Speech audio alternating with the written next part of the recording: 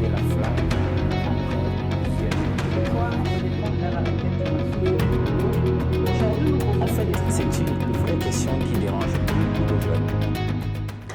Shalom chez vous. Aujourd'hui, nous avons une question que nous posons au pasteur Fabrice.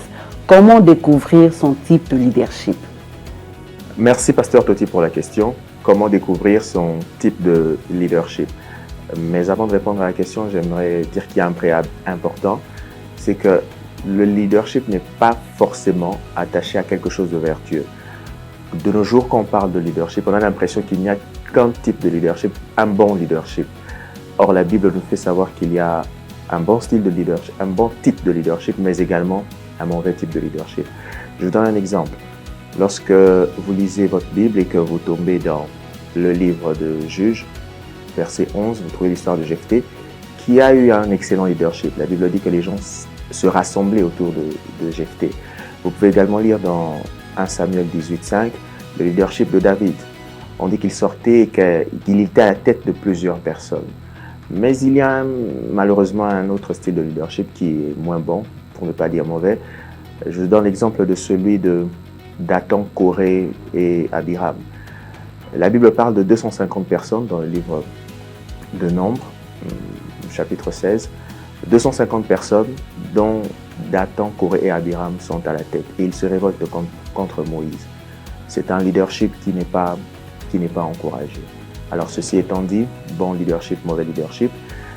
Qu'est-ce qu'est le leadership avant de passer au type de leadership existant? Le leadership n'est rien d'autre que la capacité qu'a une personne, le leader, à influencer de manière visible et productive un groupe de personnes pour atteindre des objectifs. Alors, il y a plusieurs typologies concernant le leadership, mais la typologie de base décrit 3 types de leadership. Il y a le leadership autoritaire, le leadership démocratique et enfin le leadership permissif. Le leadership autoritaire, c'est le type de leadership dans lequel le leader décide seul. C'est un peu comme, on peut dire, une mini, allez, je vais utiliser le terme, une mini-dictature où le leader dirige seul, il prend les décisions seul, il donne la direction seul. Donc, bref, il fait tout seul.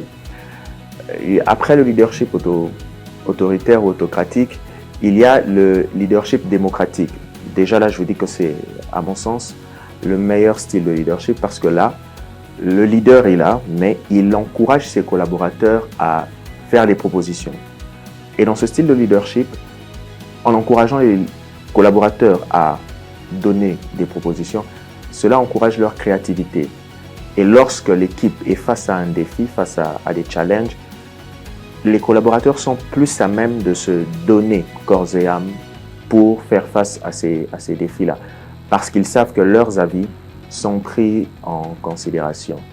Le dernier type de leadership, c'est le leadership permissif.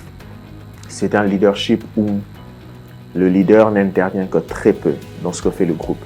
C'est un leadership laissé aller. Tout le monde fait ce qu'il veut. Le leader n'est là que très rarement pour dire ce qu'il y a à faire. Et c'est le pire de tous.